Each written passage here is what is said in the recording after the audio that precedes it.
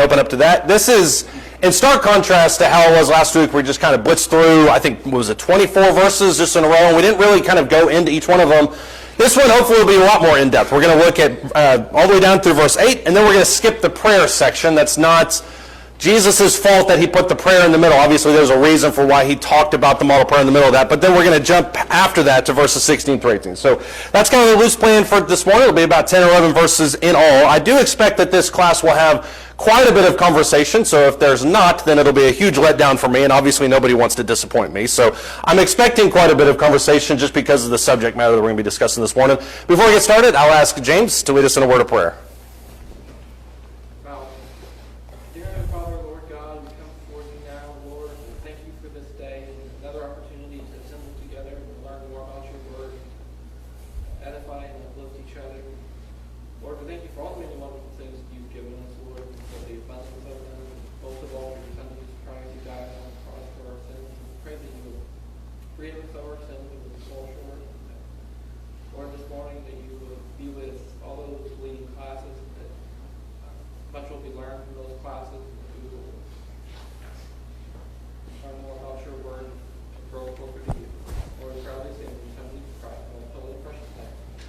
Amen. Thank you. Let's just go ahead and jump into it. We're going to read, like I said, verses 1 down through verse 8, and then also jump to verses 16 through 18. I want to spend a lot of time looking at prayer, so we're going to keep that for next week. So that explains the jump. Matthew chapter 6, starting in verse 1. He says, "Beware of practicing your righteousness before men to be noticed by them. Otherwise, you have no reward with your Father who is in heaven. So when you give to the poor, do not sound a trumpet before you, as the hypocrites do in the synagogues and the streets, so that they may be honored by men. Truly I say to you, they have the reward in full. When you give to the poor, do not let your left hand know what your right hand is doing, so that your giving will be in secret, and your Father who sees what is done in secret will reward you. When you pray, you are not to be like the hypocrites, for they love to stand and pray in the synagogues, on the street corners, so that they may be seen by men. Truly I say to you, they have their reward in full. But you, when you pray, go into your inner room, close your door, pray to your Father who's in secret, and your Father who sees what is done in secret will reward you. When you are praying," verse 7, "do not use meaningless repetition as the Gentiles do, for they suppose that they'll be heard for their many words. So do not be like them, for your Father knows what you need before you ask him." Jump down to verse 16 now. He says, "Whenever you fast, do not put on a gloomy face as the hypocrites do, for they neglect their appearance that they will be noticed by men when they are fasting. Truly I say to you, they have their reward in full. But you, when you fast, anoint your head, wash your face, so that your fasting will not be noticed by men, but by your Father who is in secret, and your Father who sees what is secret, or sees what is done in secret, will reward you." What are your thoughts on that? Because I've got a lot of thoughts, but what are your thoughts on those verses? We'll just kind of open it up here before we dive in.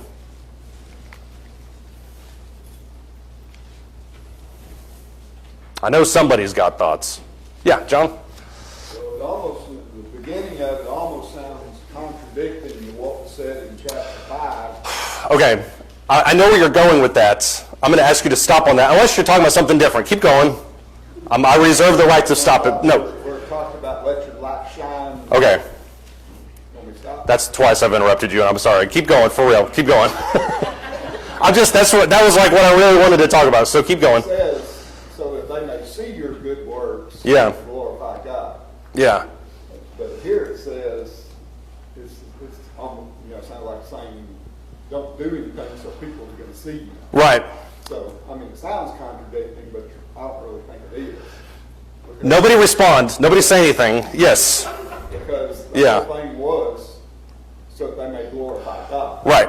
That's the key idea, and that's where I want to leave it for the next 18 minutes, because I do think that that's a discussion that's worth having, because, as you mentioned, it does seem contradictory. I think that's one of the biggest things when you read the Sermon on the Mount that kind of jumps out at you, is he's just got done talking about letting your light shine and being a light to the world. So why is he now talking about not doing things to be seen by men? And that's an interesting balance, and to me is really at the heart of what he's talking about here. So you're exactly right. Maybe I shouldn't have asked for thoughts or comments, but you were spot on. We were on the same wavelength, which is always kind of weird. But that's what I want to talk about more in greater detail here in a second. Curtis, please don't steal my other thunder. Go ahead. It seems that the motive or the one who's being glorified is what makes a significant difference. Yeah, I think that's the big part of it. And there's a repetition to this that I think is worth mentioning too, and we'll talk about this as well. It has a certain cadence, And one of the aspects of that cadence is when he says to be seen by men. I mean, a lot of the things that he says are very repetitive with specific applications that are mentioned for each one of them. But you're right, the object of worship in what we're talking about here in chapter 6 is self. In Matthew chapter 5, the object of worship is God. That's who really should be glorified. So you're exactly right on that. I promise I won't treat you like I did John. I was wrong in doing that. Anybody have any thought? I just really didn't think that'd be the first thing out of the chute. Go ahead, James. It speaks to more what certain prayers are for. There are prayers that should be just between you and God. Yeah. They shouldn't be things that are public, and they should be private and intimate between you and God, and for your intent to be that it's just between you and God. Right. And so there are things, that you will do that it's not to show to other people, oh, hey, look at what I did, or Right. what I didn't do. It's just to be between you and God, because God is where your relationship is. Yeah. Between you and God. Exactly. When you go to God in prayer, it should be, as you mentioned, should be between you and God. It shouldn't be between you and God and everybody else. And as you mentioned, and we'll talk about a little bit this morning, there are people that use those opportunities to kind of humble brag. I've seen that sometimes, not from anyone here in case someone's thinking that I have something specific in mind, but sometimes we can be guilty of kind of saying things in order to be seen by men. One of the biggest temptations, I think, at least for me, is when you're little and you hear other people give prayers in public and you think, man, those are just some really eloquent prayers, the beautiful prayers. And you think to yourself, I need to get up and say words that are similar so that I can kind of hold my own amongst them. That's the wrong attitude to have, but it's understandable when you're 12, 13, 14 years old. So I think that's one of the biggest issues with it, but you're right. There are some prayers, and I would argue that most prayers need to just be kind of limited between you and God. There should be no intention of what anybody else thinks of it. I'm open to be corrected this morning, so feel free to jump in whenever you want to. Right. Yeah. The phylacteries that were broadened and the standing on the corner and beating their chest and saying, at least I'm not like that tax collector over there. Those are the things that come to mind whenever you hear these kind of scriptures. Mm-hmm. Those were to be seen by men. And oh, how holy they are. Yeah. But instead of looking to God and saying, oh, how holy. Right, the phylacteries, the tassels on the garments, all those things, and there's some certain nuances, and obviously the difficulty with this from a Jewish setting is knowing what exactly they were doing at this time period, what Jesus had in mind specifically. Obviously he has something in mind, but you're right, the phylacteries and the tassels are two of the most common, where you broaden them, you lengthen them, you have, and it's comical now looking back on 2,000 years later, but the Jews that used to have these boxes of scripture on their forehead, that was symbolized how many scriptures they had memorized, and the bigger the box, obviously the smarter you were, which is a whole bunch of jokes that you can probably make about that, but it's almost comical, and that's what Jesus is kind of devolving into. What I want to, and this is not necessarily because of what you said, but that thought process is something that I really want to attack this morning, because I think sometimes we get in the habit of saying this is what they used to do. And what I really want to focus on, especially at the end, is how can we be guilty of something like this? Because that to me is the real meaning of this passage. We can all be guilty of stuff like this, but how do we keep away from it? So that's more or less the theme for it. Anybody else have any ideas? Yeah, Dad?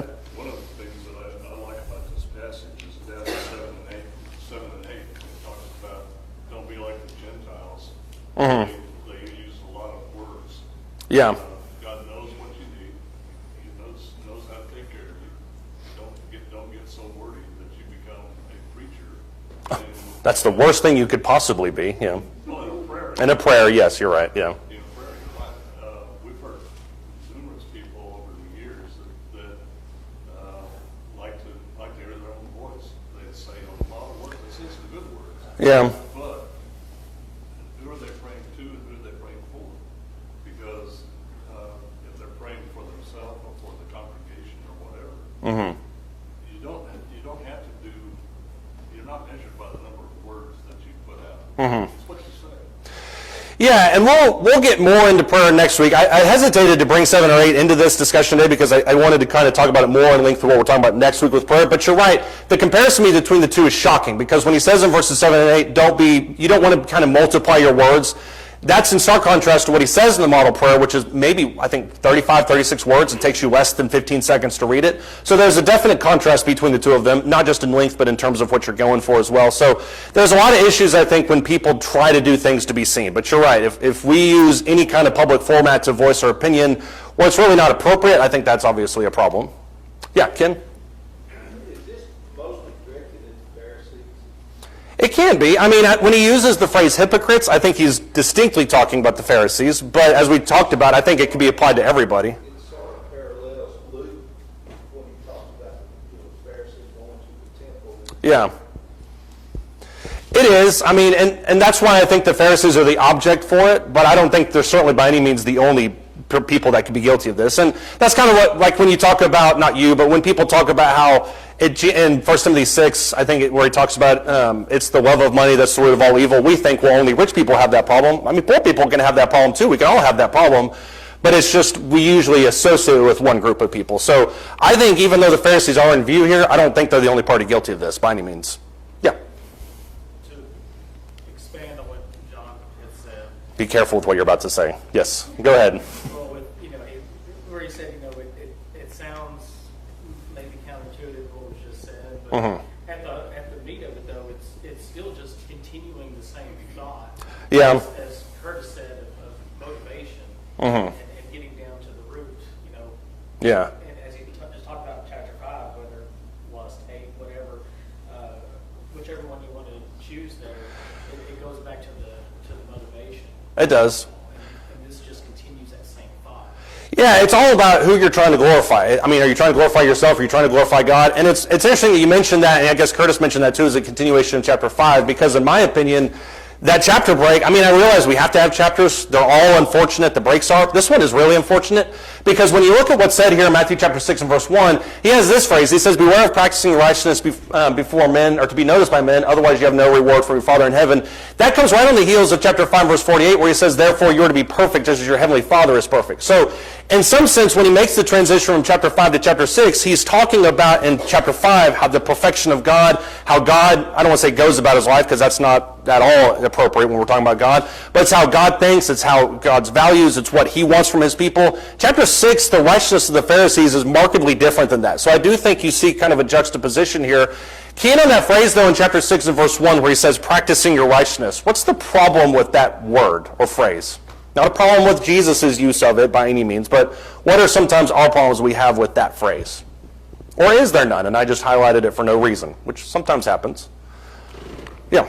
Almost sounds like it's an event that you're trying to get better at. It should be an ongoing attitude to be righteous. You don't need to practice being righteous. You need to be righteous. Yeah, that is, in my opinion, I've always looked at that and thought it's a little bit of sticky phrasing, and once again, not by anybody's fault, but when he says practicing righteousness, number one, it seems like in a lot of the world today, it might be kind of a works-based salvation. What do you mean I have to do something? I have to practice righteousness. The other part of it, as you can say, is that somebody has to practice it like they need to get better at it. Somebody else can say, well, this kind of defeats the whole purpose of it because it looks like you're doing it for show if you're practicing your righteousness. That's not really what he's getting at. Why does Jesus use the phrase practicing your righteousness? I've always thought that was an interesting expression. Yeah, Michelle? You mean the New American Standard? I'm assuming that's what you're talking about? Okay. Okay. New King James. He says, beware that you do not figure your charitable deeds before people. Right. So, Yeah. you're doing your charitable deeds to be seen, whatever you're doing. Right. Giving, helping, whatever you're doing to be seen is the wrong motivation, which motivation is what's behind everything. Right. Charitable deeds is how some translations will put this one. Obviously, the Bible that the apostles used in the New Testament era uses the phrase righteousness. But you're right. I mean, righteousness and acts of charity, I think, can both kind of apply. I think when he uses that acts of charity in this passage, he's talking specifically about the three things in this passage. So you're right. I mean, no matter which way you look at it, it's all about not doing it to be seen of men. And that goes back to the ultimate question, which is, how do we let our light shine and yet not do it to be seen of men? To me, that's the operative question here. Gary? Kind of emphasizes the fact that our faith isn't to be passive. If it is Right. correct faith, it will manifest itself in some work. Right. Ephesians 2:10 tells us that we were created to Right. do those good works in Him. Mm-hmm. Yeah, I mean, it's not something that, and I have a real problem when people when people characterize the Christian life as something that's internal. It's something that, people talk about all the time, that baptism is just an outward sign of an inward grace. And obviously we don't believe that, but that's how sometimes they'll characterize it. People will talk about, how you just feel the presence of God living in you and all these different things. And my response to that always is, well, there's no evidence in the life that shows that. So you have to have some outward manifestation of it to begin with. But you're right, it is part of a bigger lifestyle. And in a lot of ways, to keep this kind of continuation aspect going, if you think about what Jesus says in Matthew 5, where he says, you have heard that it was said, but I tell you, that's kind of the same thing that he's doing here in chapter 6. He says, when you have this idea of prayer or charity or fasting, you have heard, or maybe you've seen that it's done this way, but I'm telling you it should be done this way. And so he kind of takes the same approach in chapter 5 and narrows it down in chapter 6. When you look at, Curtis, go ahead and we'll keep moving. No, I do it all the time, so I have no problem with it.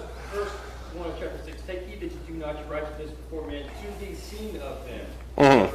It's consequential that as you're giving your alms in the public square, right, other people will see you. But if your motivation is for the sole purpose of being seen to be glorified by all these people, right, you've got your glory, not your God.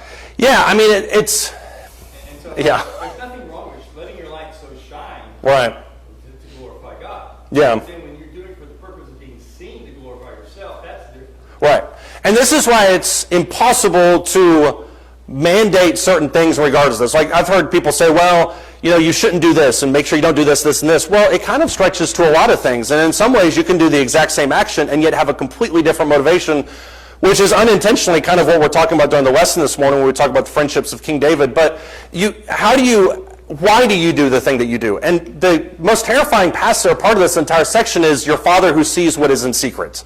I mean, he knows exactly why, better than probably you even do, why you do the things that you do.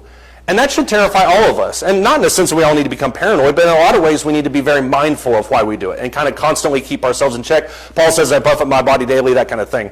When you look at what he talks about, it looks semi-random. It's not random. These three things that he talks about here are what's loosely regarded as the three spiritual pillars of Jewish piety. You can kind of refer to these in different ways. But Jesus doesn't just pick three random things at complete random. He picks these intentionally because for the Jewish life, all three of these things are very fundamental to demonstrating this piety. Jews back then, still today, have this idea of piety kind of being the most virtuistic type of thing you can do. We're very meek, we're very lowly. And it kind of centers around these three different ideas. Giving, he talks about Matthew chapter 6, verses 2 through 4. He talks about praying in verses 5 through 8. He'll continue on with that discussion after that. And then he talks about fasting. What do these three things have in common? Or do they have anything in common? They're all things that could be seen on other people. They could be, yeah. I mean, they're all three things that could be seen, depending on how you want to demonstrate them. You're right, yeah. They all have to do with relying on God. Right. I think that's the irony of them, is the whole definition of piety is to lower yourself so that God is seen as supreme. It's exactly what Paul talks about in Philippians chapter 4 and verse 13, when he says, I can do all things through Christ who strengthens me. That's a phrase he's saying because he's lowering himself to demonstrate the glory of God. All three of these things do that. I'm blanketly stating my dependency on God, while ironically and hypocritically, as the Pharisees would do it, stating my reliance on myself. It's a weird, interesting conundrum. Shell?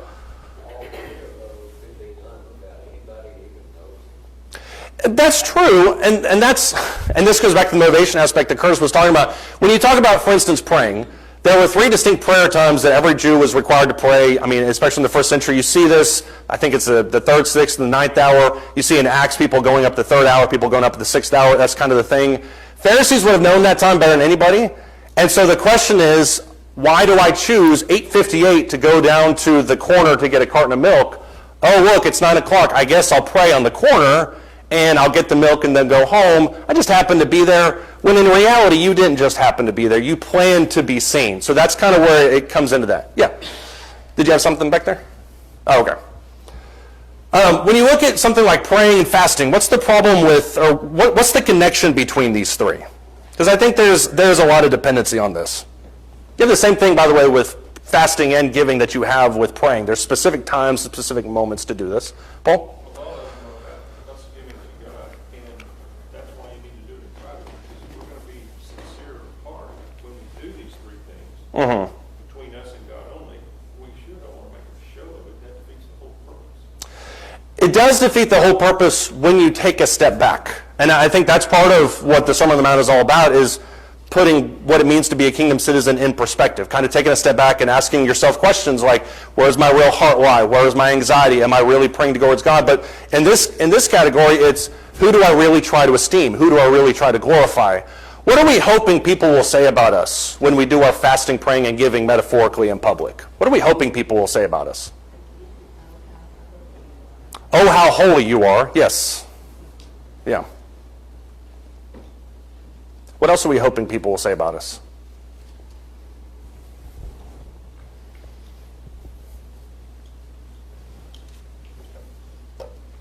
Or are we not hoping? Yeah, Chris? I think they're looking for some sort of affirmations from the public to show that, oh, this Pharisee will be going to heaven because of the things he's showing. Yeah. That's what they're looking for. They want some sort of affirmation that what they're doing is justified.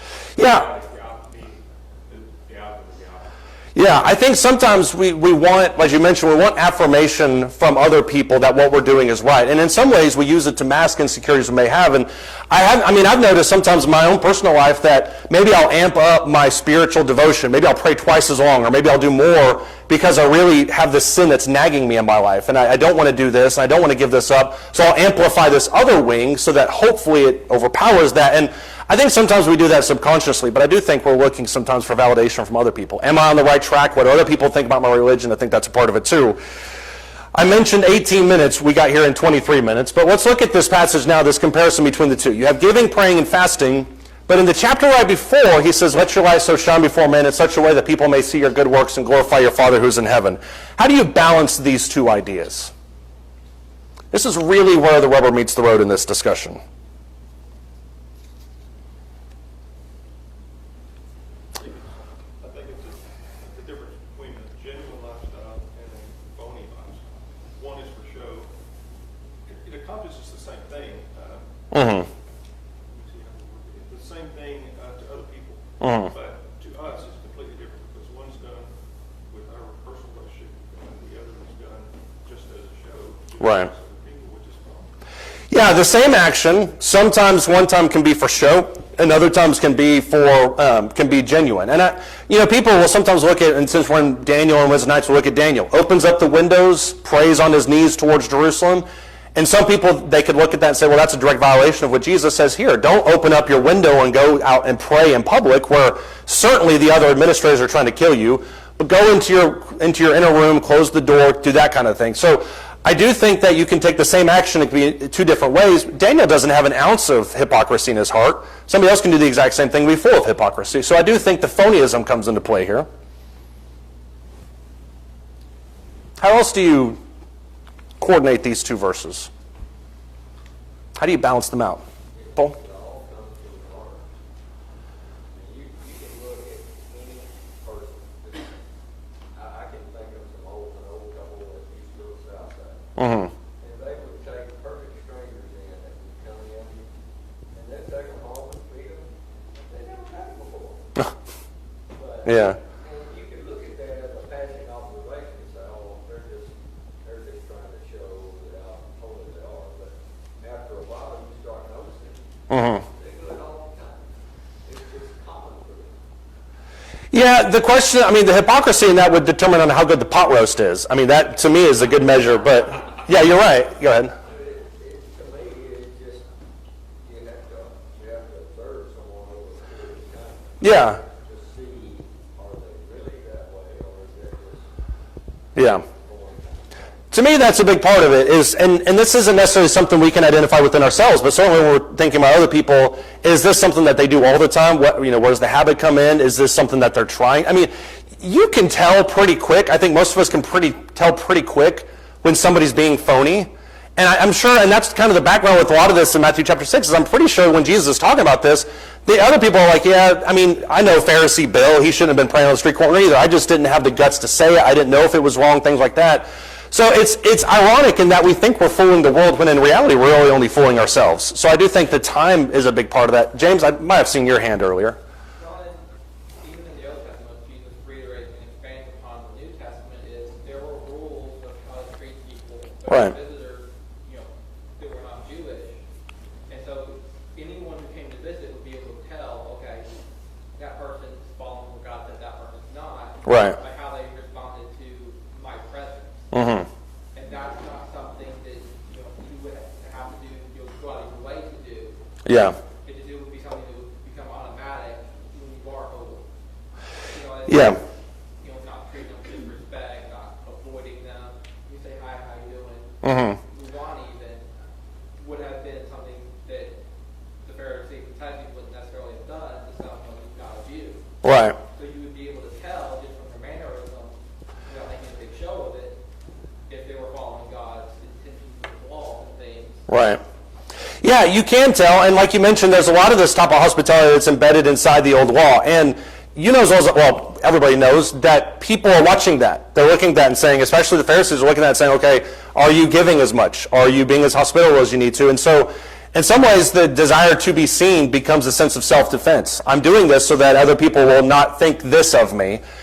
Whether that's right or wrong, I think, is beside the point in the fact that you're doing it to be seen regardless. I think that's the real issue here. Paul? I think the key to the whole subject up there is that phrase, in such a way, because just like it's been said by the guys in the back, if you do this for a show, that is such a way of doing it. But if you do it because that's the way your life is, Right. then that's also in such a way. So in such a way that people may see your good works by your lifestyle, not by your moment in time. Right. Yeah, I think that's a great way to put it. I heard or read a couple weeks ago somebody talking about this, and they said the problem is not in being seen. The problem is in the desire to be seen. And that's something really I think worth meditating on, is why is it that I do all these things? Why is it that I mean, even extending to why I'm here at services, is it because I want to be seen and everybody think that I have a good relationship with God, when in reality I'm kind of suffering on Monday through Friday? Or am I here because I genuinely want to get deeper? And you may not even know, we may not even know the answer to that question. But that's why this requires introspection. Somebody else have any thoughts or comments on that?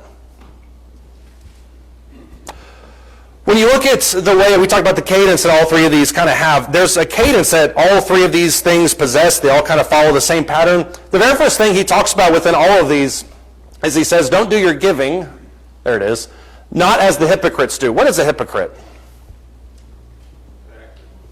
As an actor, yeah. Not all actors are hypocrites. let's... Right, the term came from acting. In what capacity? What does it mean to be a hypocrite? It is an acting-related term.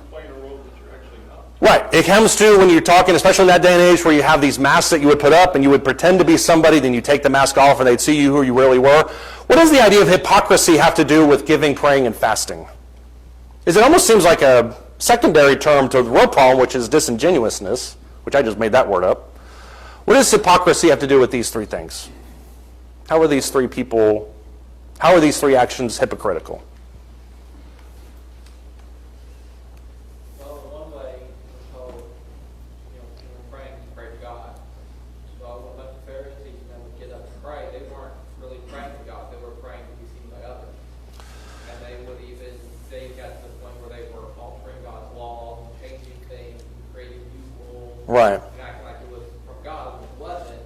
And their intent was to have the power that they had. And they got so far away from serving God that they were saying that's what their intent behind it was. Right. They wanted their power, they wanted this and that. Yeah. So that's how it became hypocritical. Everything they did was to solidify their status in the community instead of to serve God, like they said it was. Yeah. They were saying one thing, but doing another, and their intent behind it was not what they were saying. Right, they're trying to create something, they're trying to create a persona of themselves, they're trying to put up a mask that doesn't really represent who they are. And it's interesting that you bring up the power construct in this, because I think that's a really fascinating point. I really hadn't thought about this, but last week when we talked about how Pharisees largely derived their power via the influence they have over the people, then this type of surface-only, physically based religion is key to establishing that power. If people can see me doing certain things, then that reinforces in their own mind how popular I am. For instance, when you look at the giving aspect, there's been a lot of people that have questioned what exactly is Jesus talking about when he says don't give, but don't sound trumpets before you. It's almost a caricature, and all three of these kind of have caricatures embedded within them, but the question is, do Jews do that? Do they sound trumpets? Probably not. There's been a lot of research into that. What's actually referred to here is the almsgiving box that was inside the temple that they called the trumpet. And so the idea is that you drop a lot of money in and you do it at such a height that it makes a sound when it hits the bottom of it. And the immediate mentality is, man, this guy is just, he's so holy. Look, he's so rich. Look at all that he's giving. Byproduct of that is the widow's mites that nobody noticed because it literally made no sound when it went inside the box. And so there's this contrast that Jesus is talking about here. But the more money you can give in, the more gifts that you can give in, the more you seem sacrificial to other people, and the more people are going to revere you for that. Yeah. And you can do this with anything. I lead singing twice a week, so of course I can't have anything wrong with me in my life. Yeah. All of these things keep us humble because we will never give enough, we will never pray enough, and we will never fast enough, and we can never sacrifice enough to ever be worthy of God. And that's what keeps you humble and keeps your motivation high. Yeah, there's nothing any of us can do that will match the gift that Jesus has given to us. No matter if we fast every day, which would probably end us within a few weeks, but you're talking about giving everything we have. Everything we have has been given to us. That's the whole nature of stewardship that we talked about last week. So you're right, there's not anything we can do that's on par with what God has done. I think that's a good point. What about this phrase that he uses? He says immediately after that they have their reward. What does he mean by that? Means that they will receive the praise of men, or very likely to receive the praise of men, who may not realize how shallow their religion is. Right. And that's going to be the end of it. They're not going to receive the gift. They're not going to receive the gifts that they've received from the Father. Right. If they had done this in God. It's a transactional term, and that's a great way that you kind of put that. They're not going to receive what gifts from the Father because they've already been given what they've already been. And the technical phrase for this would be paid in full. They've already been paid in full for what they wanted. So it's a transactional term. I do this to be seen by men. I've gotten that reward. That's the transaction that's in place. What's the irony of that? When we give and pray and fast, what are we hoping to do, or should be hoping to do? Please the Father. We should be hoping to please the Father. We should hope that God notices us. And so that's the irony of this whole thing, is that we come into worship assemblies and and maybe not all of us, certainly not all of us, but if we come into the assemblies to be seen of men, then that's kind of where it stops. And so all the songs that we sing, all the Lord's Suppers that we partake of, all the prayers that we amen, they don't really, as one preacher put it, they don't go beyond the roof because we've already gotten what we've came for. And so that relationship with God is secondary to the relationship with ourselves and with other people. Yeah. The reward we would receive from being recognized by men can't compare to the reward we get from God. No. We're doing it in obedience to Him, and so that He will be glorified. Right. Yeah, I mean, isn't that kind of the point of worship to begin with? Number one, we're coming into worship not to hit that E minor chord perfectly. We're coming into worship so that we can express our adoration towards God. But if we're coming into worship to do something else, then that's as far as our relationship goes. Yeah. He then says immediately after this they have the reward, but then he says, as for you. He is implying for that you're different. There's something else that's about with you. But then he says, your Father who sees that in secret. This is the same thing he says for all three of these different terms. Why does he bring up the Father who sees in secret? Because it's not the only thing that God sees, obviously. What is he wanting us to emphasize? Paul? This is all a private relationship between us and God. It has nothing to do with the public as far as putting on some kind of show. This is strictly between us and God. Right. I want that relationship not only to be within the confines of your closet, because obviously we have to be salt, we have to be light, those types of things, but the real meat of the relationship is exclusive between me and God. He sees things that I do that maybe I don't even know about. I have motivations that only He knows about. So it's that idea of secrecy. It's the idea of intimacy. Anybody else have thoughts? Yeah, Nathan? That's the contrast between chapter 5, where you have your relationships with others. Right. And this is focused on your relationship with God, which they're putting in front of others. Yeah. Yeah, we're doing things in front of others as opposed to doing things in front of God. I think that's a great, and as John mentioned a second ago, the rewards that we get from that are far greater than we could have from other people. If I walk into the assembly and the only thing I'm concerned about is what people think about me, the reality is probably most people aren't thinking about me. But I've made my appearance, I can move on. That's a really minuscule reward, when in reality what I want is God to notice how much I love Him. I want God to know how thankful I am for Him. Does anybody have any thoughts or comments on that? There's a question I think we all have when we look at this text, not the one that John brought up a half hour earlier, but I think when you look at also what he says here, it's very extreme-based, the things that Jesus has to say. For instance, when you look at don't let your left hand know what your right hand is doing, that almost seems impossible that you can't let this hand know what this hand is doing, so there's this awkwardness there. But then you also have go into the inner room and close the door. Obviously, we don't do that as a group. I'm not going to take a straw poll here, but I would really wonder how many of us have ever done this maybe in our entire lives, probably a handful of times. It's just not something we do naturally. And then when you anoint your head and wash your face, it seems like when you're fasting, we want to tell other people about it. So why do we have to go through such strenuous cleansing process? So the question I think when we look at this is, does Jesus really mean that we should go to such extremes for the sake of our righteousness? Is that really what he's after here? I think he just uses these extreme examples. I was going to allude to the left and right hand thing. I love that analogy because I think he uses these extreme examples to let you understand how serious he is about this. Right. He seems to mostly just use the negative connotation of don't be like the hypocrites. Is that aspect of the way he presents this? So the opposite of that is you need to be genuine. Right. It's like how real are you in your religion and your faith and your trust on God? It's not. And again, keep talking about the motivations and where your heart's at. You're not doing these things to be seen of men, but like to the extreme.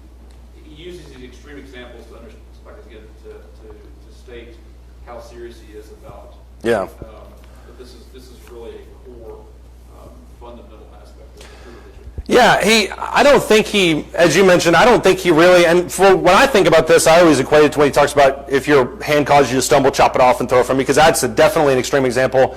I don't really think Jesus wants us to do that, but the reality is that if we need to go to such extremes to preserve that righteousness, and that's what we need to be doing. And so if you think about that, as you talk about with this, not letting your left hand know what your right hand is doing, it's not to say that you need to, I don't know why I always think of sock puppets, but I always think of like these sock puppets, not like you need to tie your hands behind your back. It's that you almost need to kind of accentuate the fact that nobody knows. Maybe you need to try to make nobody knows. And like I said, you can take that to a paranoid level. I don't think that's really what he's getting at either here. But the idea is that you need to be conscious of it, at least in my opinion. Paul? I agree 100% with Levi. That was excellent wording. I was going to say. Yeah, his was a lot better than what I said. I mean that seriously. I'm not being sarcastic. All I wanted to add to that was, this is impossible. Look at the second one. How in the world, if you're in a restaurant praying over the meal, can you go into an inner room and shut the door? So what he's put up there is not practical. It's not possible. It's an attitude. Yeah, you recoil at first when you say something that's not practical, but you're right, it really isn't. I mean, because there are moments where, I mean, if the only time you ever pray is when you're inside your closet, that's obviously not, that's going to mean you probably don't pray nearly as much as you should. But you're right, it is your attitude about it. Are you doing things to a level of secrecy that maybe you don't even aren't aware that sometimes you do it? Well, I can tell you, God has served a lot of courage to me in the cockpit of an airplane flying through the I mean, I don't mean that to sound braggadocious. Yeah. What I'm saying is, I need it to offer prayer. I sure wasn't going to be able to go find an inner room at 45,000 feet. No, I think It's just not practical. I think that would have alarmed the passengers if the pilot went into a room to pray and left the cockpit empty. But yeah. Our life is such that we couldn't do it even if it meant to do it. It's actually really Yeah. hard to do. That's true, yeah. Sandra and then Gary. Praying in public, a lot of people get uncomfortable when they see people praying, like at a restaurant, it's like, oh, I would never do that to be seen as men, but in reality, it's kind of it's not about you anyway. You go about your business and let them go about theirs. God knows the difference. Those folks may pray all the time, like that, wherever they are, and that's not about us. It's Yeah. about Him. He knows the difference. You're right. Yeah, and you're exactly right. I mean, you're looking at it from the perspective of maybe I'm uncomfortable because I shouldn't do it because of what other people may think. But at the same time, that's what we talked about earlier. You can have the exact same action, but interpret with two different realities. Am I doing this because this is what I always do? That's what Daniel always did. Or am I doing this because it's Sunday and I'm waiting for the chips and the hot sauce to get out because it's taken too long, and so I'm praying for that to get here faster? I mean, what's my motivation? Am I doing this so that other people will see me? I think there's an internal discussion we need to have about that. Gary? As we look at these statements, and Jesus uses in all of his teachings a lot of opposites. Right. Like when he talks about loving or hating our parents. he didn't really want us to hate them, but Right. in comparison to our love for him, so he's showing those extremes. Yeah. And when he came, it's interesting to note, to manifest how these things look in someone's lives. He could have came directly to the primary people, their religious world that did all of these things in Yeah. ministry, but he didn't. He went to the people that no one saw, Yeah. that had hearts. And so that's a good contrast of how this would look. Yeah. And you know there are Pharisees that were in the audience, but you're right. It's not like he just walked into the Sanhedrin and started preaching to them. He talks to people who are looking at that and thinking, that's true religion, that's what I should be doing. Jesus is saying that's not what you should be doing. There's things that are more important than that, for sure. James? Well, it also depends on how we define extreme. You know, because when he said, go in the inner room, shut the door to pray, he meant in the context was Pharisees standing on the street corner to be seen praying. Right. He meant don't just pray to be seen. You know, at this that specific hour. Right. Go to it privately because that's just between you and God. Yeah. At that time. So it does depend on, because some people would think that showing up this morning this early is an extreme. Mm-hmm. You know, so it Yeah. does come down, when he's speaking on his intent, how do you view it? How far are you willing to sacrifice, humble yourself Yeah. before God? And that's what each thing is. Yeah. Praying and fasting is a little bit of humility that you have to give back. Mhm. You do have to pray, you do have to fast, and giving up, Mhm. eating that you enjoy. And, you know, the part of it is sacrificing as well, and humiliate, not to humiliate, but to humble yourself before God. So, Yeah. Go ahead. Is that an extreme from the worldview? Yeah. Yeah. And that's what we should be doing. Yeah, it's interesting that you mentioned that a lot of people would view that as extreme. The idea of coming to not only Bible class, but also church service at 10:30, and then also Wednesday night. Then you're just a religious nut, and that seems extreme. Yeah, and so it does seem extreme. But then, and one of the things that I think is interesting about this is you can use this to kind of look at a lot of things. Like, for instance, you brought up the idea of praying early, you know, maybe saying prayers where nobody sees you, think that type of thing. I mean, how many times can you count in Scripture where Jesus got up before anybody else was up and went to a hill by himself so that he could pray? I mean, there's several moments like that. You have also passages where Paul, you know, is rushing to get to a place so that he can observe the Lord's Supper with fellow Christians. Is he doing that because he wants people to think, oh, well, he's skipping? Paul the Apostle is out preaching so much he's skipping services on Sunday. That's not why he's doing it. He's doing it because he wants to be with those people. There's that motivation.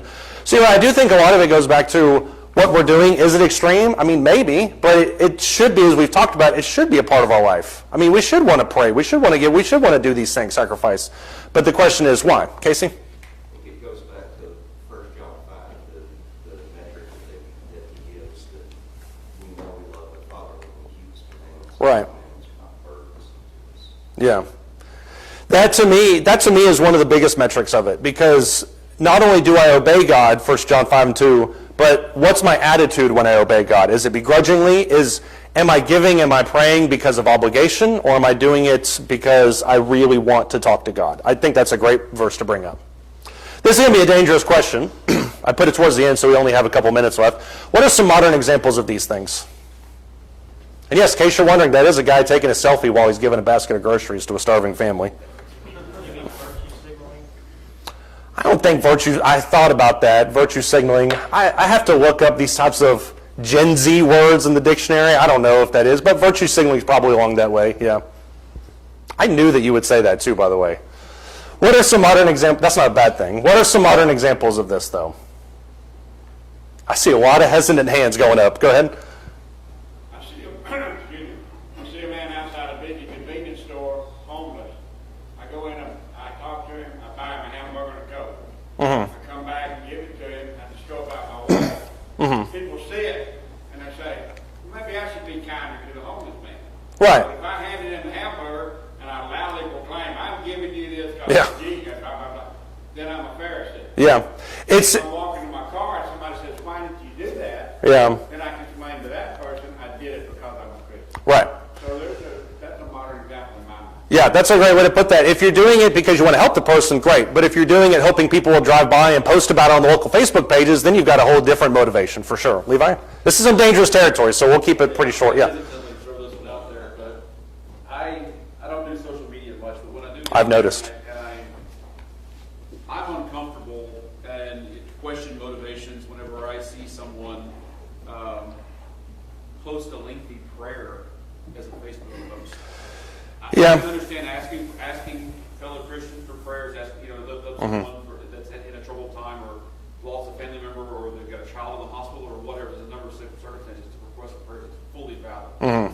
But to post a prayer on a social media site, that goes right in the face of, to me, what was meant to be a private. It should be something that's private between you and God. Yeah. I am uncomfortable with that. I'm mentally going back on my own Facebook profile to see if I've done that ever. But you're right, and I think that's, I get what you're talking about. That's one of those things that we think, well, this is something that's necessary, but it's also something that can be showy for sure, because we're trying to establish our piety in front of other people because I'm somebody who prays a lot.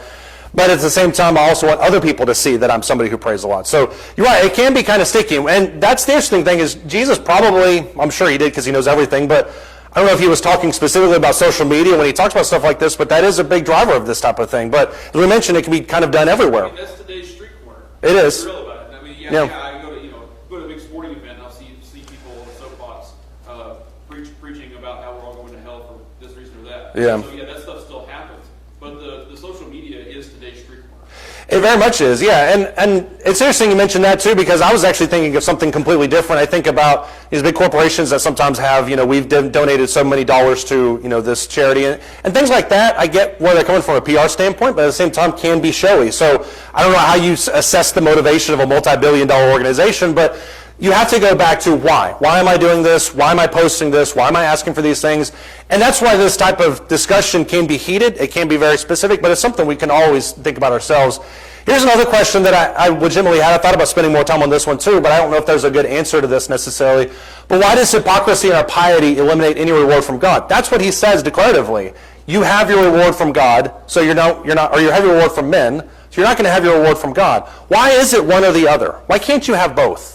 Why can't I do good works to be seen of men, and also God tell me, well done, thou good and faithful servant? It says you can't have two masters. You can't serve God and man. Okay, so you can't have two masters. You're getting a reward from one. My motivations can't be the public recognition of men and then also be pleasing to the Father. Right. Those are diametrically opposed. Yeah, it can't be, and that's what Paul You can says. receive both. Right. Can receive both, but only if the motivation was proper that you were trying to please God in the first place. Yeah, that's fair. Paul, did you have something? Kind of what he said, it's a condition of the heart. Mm-hmm. Good for me is the wrong kind of heart to have, obviously. And doing it for God only, even in a private setting, shows the condition of the heart. Yeah. Joe? God won't try to be saved by him. It has to be like I said, pornography. Right. Otherwise, why would he go? Yeah. Yeah, I agree with that. I mean, it's why are we doing these things? What's the reward we're hoping to get? And the motivation that we have kind of dictates that, as Levi talked about. So if my motivation for doing these things is that I can be seen by men, I'm going to get that. My motivation is to be seen by God, I'm going to get that. So you can't have both of them. But this also kind of destroys the whole idea that it doesn't really matter how something is done as long as it gets done kind of mentality that some people have. Some people say, well, I don't care, how we go about certain things. I don't care who knows about it. At the end of the day, this amazing action was taking place. I think Jesus destroys that idea. How you do something is almost as important as the fact that it gets done. Do it, but do it in the right way. Yeah. James? The right thing is, when you're truly living a godly life, it will affect every part of your day, every Right. day, even down to the language that you use. Right. That, don't curse, don't do this. And people notice that. Yeah. They notice when you don't use foul language, when you don't participate in conversations, you don't talk about something you're drinking. Mm-hmm. How do you went out of your way to not, specifically repress that like that? Yeah. It's just it doesn't naturally bring you to not do those things. Yeah. It becomes apparent to everyone. Yeah. You are a Christian. Because that is noticed. Yeah. And without you intending that, because you did it to serve God. Yeah. I agree, for sure. All right. We will cover prayer next week. Thank you, everybody.